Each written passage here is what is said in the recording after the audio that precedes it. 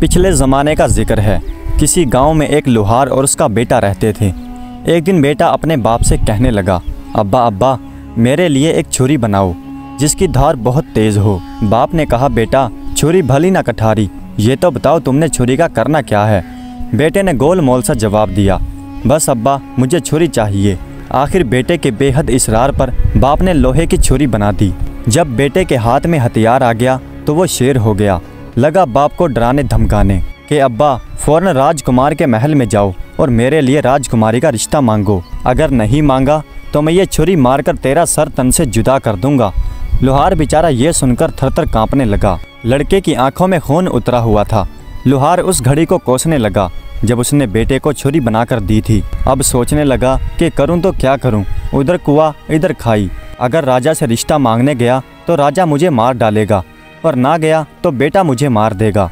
आखिर काफ़ी सोच विचार के बाद उसने फैसला किया कि यूं मरने से बेहतर वहां मरना बेहतर है। चलो राजा के पास चलता हूँ, चाहे कत्ल ही क्यों ना हो जाऊँ। बात तो हो जाएगी कि लोहार राजा से रिश्ता मांगने आया था। अपने बेटे के हाथों गुमनामी की मौत मरने से बेहतर है कि राजा के हाथों इज्जत से मशहूर होकर मर जाऊं। एक दिन लोहार हिम्मत करके राजा के पास पहुंचा और वहां जाकर अपने बेटे के लिए राजकुमारी का रिश्ता मांगा। ये सुनकर राजा के तन बदन में आग लग गई कि कमी होकर मेरी बेटी का रिश्ता मांगता है। दिल तो चाहा कि अभी जल्लाद को हुक्म देकर उसका सर तन से जुदा करवा दूं, लेकिन वजीर जरा समझदार था। राजा के कान में सरगोशी करते हुए कहने लगा, महाराज इसे मरवा दिया तो खाम खां हंसी मजाक होगी, लोग बात का बतंगड़ बना देंगे, हम किस किस का मुंह बंद करेंगे। अक्लमंदी यही है कि हम किसी तरह से इसे टाल दें, सांप मरे और लाठी भी ना टूटे। हम इससे ऐसा सवाल कर डालते हैं कि जिसका जवाब ये सारी ज़िंदगी भी ढूंढ नहीं पाएगा। अगर गुड़ देने से ये मर जाए तो जहर क्यों दीजिए।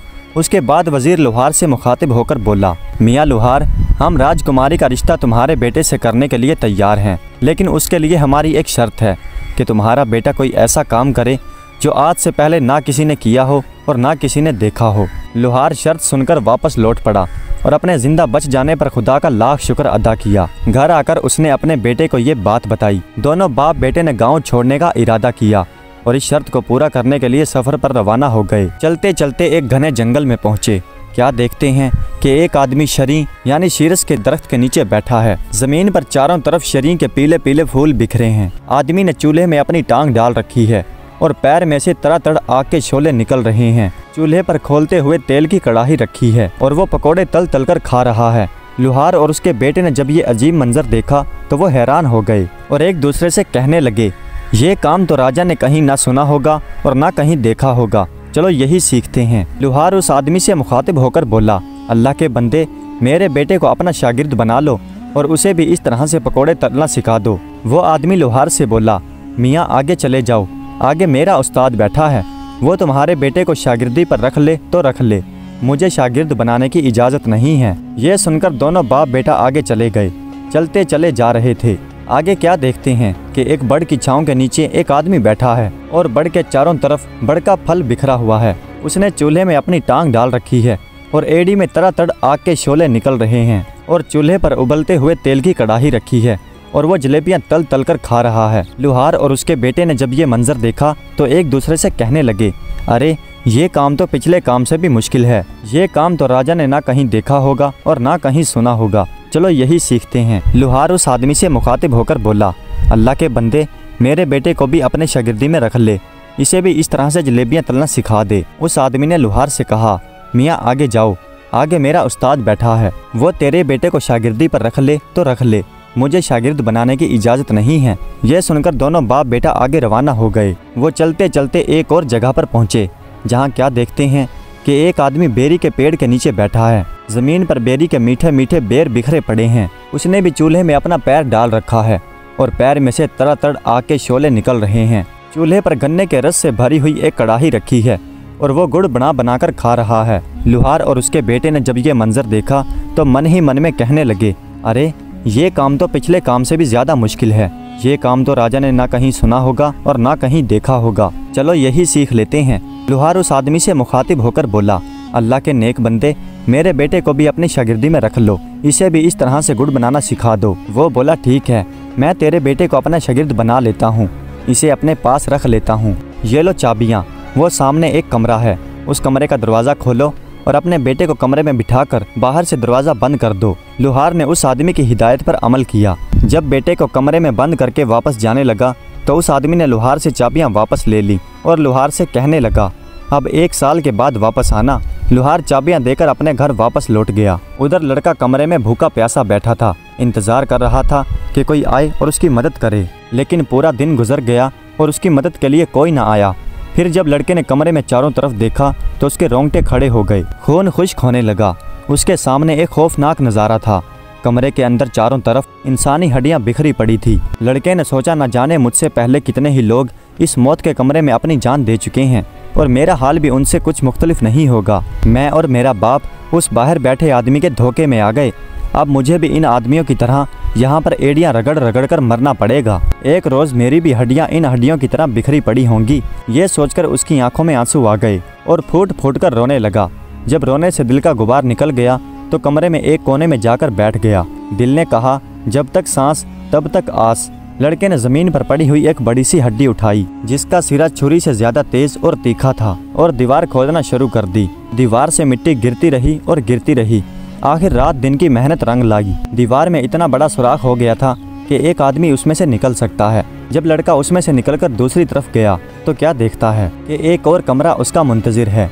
कमरा खूब सजा हुआ है, कीमती पर्दे लटक रहे हैं। कमरे में बहुत कीमती कालीन बिछा हुआ है। जाली के पर्दे के पीछे सांस लेते हुए किसी बहुत हसीन जिस्म का एहसास होता है। जो ही लुहार के लड़के ने पर्दा सरकाया तो उसकी आंखें खुली की खुली रह गईं। क्या देखता है कि एक गदराए हुए गोरे रंग की मालिक एक बहुत खूबसूरत लड़की बिस्तर पर लेटी हुई सो रही है। जवानी की नींद में सांस लेते हुए उसका जिस्म मुसलसल हरकत में है। करवटों के बायस काले काले लंबे बाल उसके जिस्म से लिपटे हुए हैं। कुछ देर लड़का दीदे फाड़े उसे देखता रहा।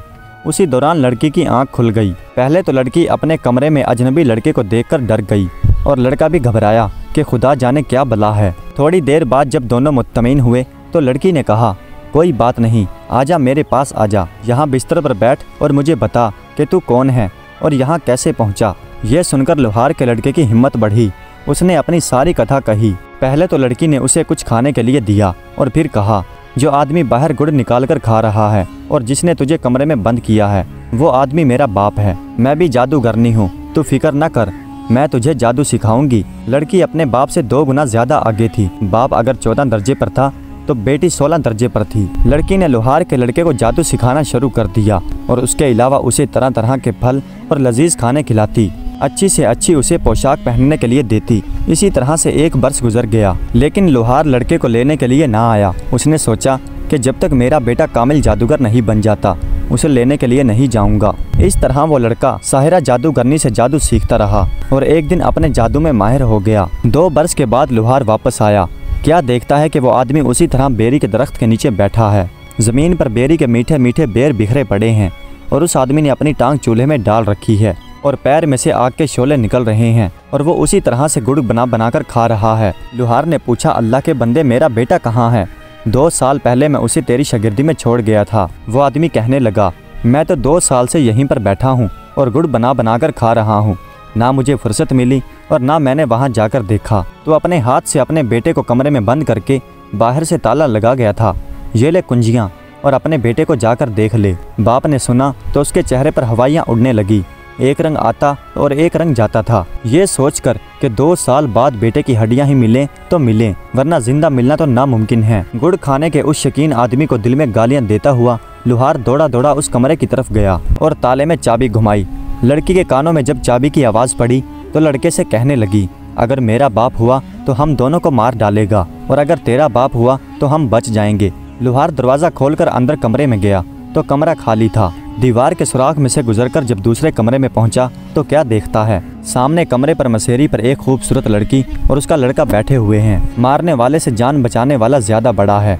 अपने बेटे को जिंदा देखकर बाप की जान में जान आई। दौड़कर बेटे को बेअख्तियार सीने से लगा लिया और खुदा का लाख लाख शुक्र अदा किया। उसके बाद लड़के ने अपने बाप को लड़की का तारुफ करवाया। असल हकीकत से जब लुहार वाकिफ हुआ तो वो कांप कर रह गया। उसने उसके बेटे की जान बचाने पर लड़की का शुक्रिया अदा किया। वो खूबसूरत जादूगरनी साहिरा कहने लगी, अब तुम दोनों के बचने की फ़कत एक ही आस है और वो ये कि ए लुहार, तू रोता पीटता और सिसकता हुआ बाहर मेरे बाप के पास जा और उसे जाकर कह कि मेरा बेटा भूख प्यास से मर गया। तुमने उसे बाहर निकाला ही नहीं। अब मुझे इतनी इजाज़त तो दे कि उसकी हड्डियों को किसी कपड़े में बांध कर ले जाऊं, ताकि उसकी हड्डियों को दफन कर सकूं। लुहार रोता हुआ कमरे से बाहर निकला। जैसा लड़की ने समझाया था उसने वैसा ही किया। गुड़ बनाता और खाता हुआ वो आदमी बोला, हाँ हाँ हड्डियाँ ले जा, मैंने उनका क्या करना है। और उस बूढ़े जादूगर ने हड्डियाँ ले जाने के लिए एक बड़ी सी चादर भी फराहम कर दी। लुहार दोबारा कमरे में आया और लड़की की बताई गई हिदायत के मुताबिक अपने बेटे को चादर में छुपा लिया। जब बेटे को चादर में छुपाए कंधे पर उठाकर बाहर जाने लगा तो लड़की बोली, मेरी एक बात पल्ले से बांध लो, मैंने तुम्हारे लड़के को जो जादू सिखाया है उस जादू के जरिए रास्ते में ही कहीं कमाई करना शुरू न कर देना। अगर तुमने रास्ते में ही अमीर होना शुरू कर दिया तो मेरे बाप को पता चल जाएगा और फिर वो तुझे और तेरे बेटे को नहीं छोड़ेगा। खूबसूरत साहिरा कमरे में ही रही। लुहार ने उस लड़की से कहा कि बेटी तू भी हमारे साथ चल, अपने संगदिल और जालिम बाप से रिहाई हासिल कर। लेकिन लड़की ना मानी और कहने लगी कि इस तरह से हम तीनों ही पकड़े जाएंगे और वैसे भी अब मेरा जीना मरना यहीं पर है, यहाँ से भागकर मैं कहाँ जाऊंगी। लुहार अपने बेटे को कपड़े में लपेटे कंधे पर उठाए बाहर निकला। उसने चाबियों का गुच्छा दूर ही से जादूगर की तरफ फेंक दिया, जो अभी तक बैठा गुड़ बना रहा था और साथ ही साथ खा रहा था। जादूगर ने उसकी तरफ कुछ ज्यादा ध्यान नहीं दिया, चाबियां उठाई और फिर से अपने काम में मसरूफ हो गया। जब लुहार सफ़र किए उस आदमी से कहीं दूर निकल आया तो उसने अपने कंधे से नीचे उतारा, फिर अपने बेटे को चादर से बाहर निकाला और दोनों ने खुदा का शुक्र अदा किया कि उन दोनों की जान बच गई। और फिर से बाप बेटों ने सफ़र का आगाज़ शुरू किया। वो चले जा रहे हैं और चले जा रहे हैं और चलते चलते जंगल से बाहर निकल आए। अब वो हरे भरे खेतों में पहुंच गए। एक जगह क्या देखते हैं कि रहड़ चल रहा है, बैल घूम रहा है और कुएं से पानी निकल रहा है। पास ही एक जिम्मेदार खड़ा है। लुहार का लड़का अपने बाप से कहने लगा, अब्बा मैं तुम्हें एक जादू दिखाता हूँ, मैं एक मंत्र पढ़ूंगा और बैल बन जाऊंगा, तुम मुझे जमींदार को बेच देना, लेकिन याद रखना मेरा रस्सा उतार लेना, उसे साथ मत देना। लड़के ने कुछ पढ़ा और फिर बैल बन गया और फिर दोनों चलते चलते जमींदार के पास पहुँचे। जमींदार ने इस कदर खूबसूरत और पला हुआ बैल देखा तो कहने लगा, बाबा जी क्या तुमने बैल को बेचना है? लुहार ने कहा, हाँ बेचना है। जमींदार ने पूछा, क्या लोगे? लुहार ने कहा, 5.25 रुपये। जमींदार को सोच में डूबे हुए देखकर लुहार बोला, मेरा बैल बहुत अच्छा है, अगर तुझे यकीन न आए तो इसे हल में जोड़कर देख ले। जमींदार ने बैल को रहट में जोड़ा।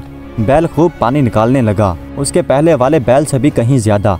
जमींदार बैल को देखकर राजी हो गया और उसे खरीदने के लिए भी मान गया। लुहार कहने लगा, लेकिन मैंने अपना रस्सा नहीं देना। जमींदार बोला, कोई बात नहीं, तुम अपना रस्सा उतार लो, मैं खुद ही अपना नया रस्सा डाल लूँगा। जमींदार ने 5.25 रुपये दिए और वो बैल खरीद लिया। जब लुहार चलते चलते काफ़ी दूर निकल गया तो बैल ने अपना रुख मोड़ा और भाग खड़ा हुआ, सीधा लुहार के पास पहुंचा और वहां जाकर फिर लड़का बन गया। जमींदार बेचारा हाथ में डंडा पकड़े भागा भागा दौड़ा दौड़ा और हाँफता हुआ लुहार के पास आया और कहने लगा, बाबा तुमने मेरा बैल तो नहीं देखा?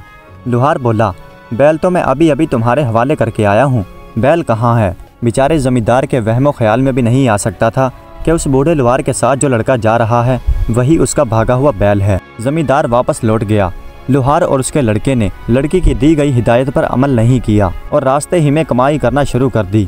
अब रास्ते ही में उन्हें उसका खामियाजा भुगतना पड़ा। बूढ़े जादूगर को पता चल गया कि लुहार का लड़का जिंदा है और मेरी कैद से फरार हो चुका है। मेरी अपनी बेटी ने उसे मुकम्मल जादू सिखा दिया है। वाकई ही घर का भेदी लंका ढाता है।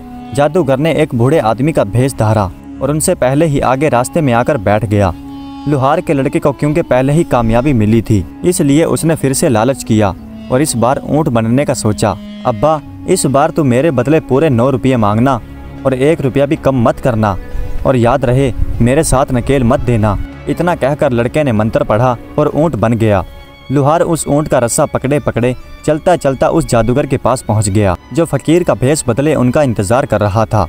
फकीर ने लुहार से पूछा, बाबा जी क्या ऊँट बेचना है? फकीर ने लुहार के दिल की कही थी।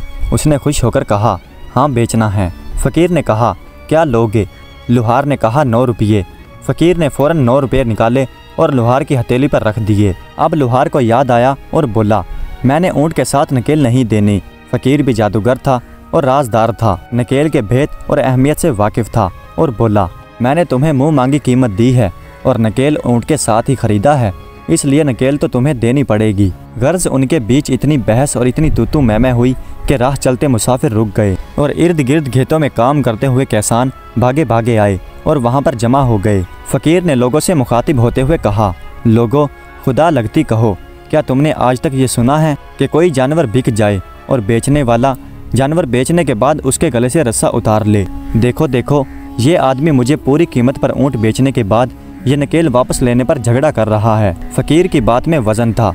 जब लोगों ने देखा कि ये तू मैं नकेल के लिए हो रही है तो सबने लुहार को झूठा किया। इतने लोगों के आगे लुहार की पेश न गई। उसे ना चाहते हुए भी ऊँट के साथ फ़कीर के हवाले वो नकेल करनी पड़ी। फ़कीर जो जादूगर था और नकेल की हकीकत से वाकिफ था, खुशी के मारे उछलने लगा। लड़का अब जादूगर के कब्जे में था, क्योंकि अब नकेल जादूगर के हाथ में थी और इसलिए उसके लिए अब ये मुमकिन ना था कि वो पहले की तरह आज़ाद होकर वहाँ से भाग जाए। लेकिन लड़का भी अब आम लड़का नहीं था। 2 साल जादूगरने की लड़की की शागिर्दी में रहने के बाद एक कामिल जादूगर बन चुका था। उसने मंत्र पढ़ा और कबूतर बनकर उड़ गया। जादूगर के हाथ में नकेल का दूसरा सिरा फट से नीचे गिर गया। उसने पीछे मुड़कर देखा तो ऊँट का कहीं नामो निशान भी नहीं था और नकेल नीचे ज़मीन पर घिसट रही थी। अब जादूगर ने भी मंत्र पढ़ा और बाज बनकर कबूतर के पीछे लग गया। लेकिन लड़का भी कुछ कम नहीं था। शेर को सवा शेर।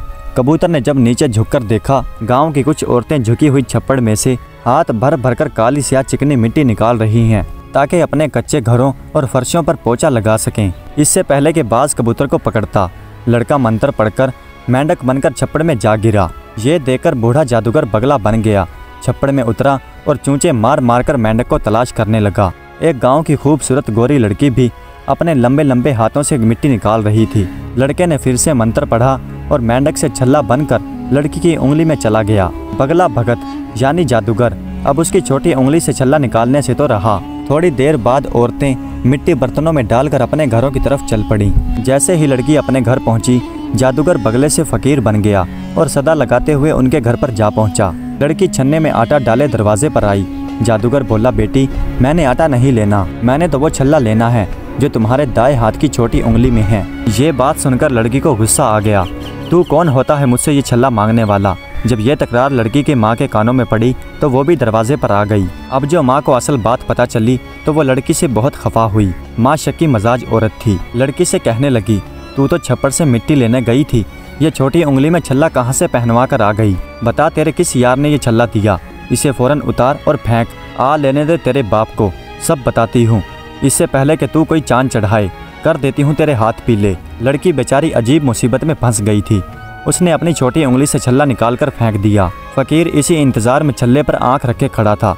उसने छल्ला पकड़ने के लिए हाथ आगे बढ़ाया। लड़का फिर छल्ले से कबूतर बनकर उड़ गया और जादूगर बाज बनकर उसके पीछे लग गया। आखिर राजा का महल आ गया। दोनों उसके ऊपर उड़ रहे थे। राजा कचहरी लगाए बैठा था। इससे पहले कि बाज कबूतर को पकड़ता, लड़का कबूतर से सोने की तार बन गया और बादशाह के ताज में जाकर गिर गया कि यहाँ से तो बाज मुझे नहीं निकाल सकेगा। जादूगर फिर बाज से फ़कीर बन गया और बादशाह के सामने आकर सदा लगाई। राजा ने कहा, मांग, क्या मांगता है?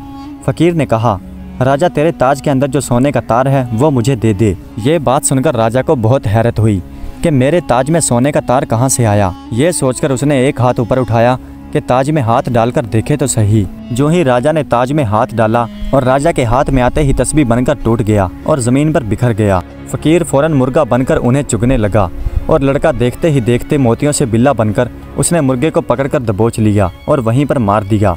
राजा दम बखुद हैरान परेशान ये सब कुछ देख रहा था। हैरत से उसकी आंखें फटी जा रही थी। ऐसा मंजर राजा ने कभी अपनी आंखों से नहीं देखा था। उधर मुर्गे को मारने के बाद लड़का अपनी असल हालत में वापस आ गया था और आगे बढ़कर राजा के रूबरू आदाब बजा लाया। राजा, जो अभी तक हैरत में डूबा हुआ था, बामुश्किल ही बोला, ये सब क्या माजरा है? लड़के ने कहा, महाराज बताइए, क्या आज से पहले आपने ये सब देखा या सुना? राजा हैरत से मुंह में उंगलियां दबाए हुए बोला, नहीं, कभी नहीं। इस पर लड़के ने कहा, महाराज, आप अपना मुआहदा याद कीजिए जो आपने मेरे बाप से किया था। मैं उसी लोहार का लड़का हूँ। मैंने भरी कचहरी में इतने लोगों के सामने आपकी शर्त पूरी कर दी है। अब आप अपना वादा पूरा कीजिए और मुझे राजकुमारी का रिश्ता दीजिए। राजा के पास अब कोई रास्ता नहीं रहा था। उसे मजबूरन हाँ करना पड़ी और अपनी बेटी का रिश्ता उसे देना पड़ा। चंद रोज़ बाद लोहार अपने लड़के को सजाए घोड़ी पर बिठाए बारात लेकर राजा के महल में आ गया। धूमधाम से शादी हुई। लोहार का लड़का बादशाह का दामाद बन गया। चूँकि राजा का कोई बेटा नहीं था, इसलिए राजा ने लोहार के बेटे को ही अपना वलीअहद बना लिया। चंद सालों बाद जब राजा मर गया तो लोहार का लड़का तख्त पर बैठा और निहायत आन बान से हुकूमत करने लगा। प्यारे दोस्तों, उम्मीद करता हूँ कि आज की ये वीडियो आपको पसंद आई होगी। अगर वीडियो अच्छी लगी हो तो कमेंट्स में अपनी राय का इजहार ज़रूर कीजिएगा। हमारे चैनल को सब्सक्राइब कर दीजिएगा। वीडियो देखने का बहुत बहुत शुक्रिया।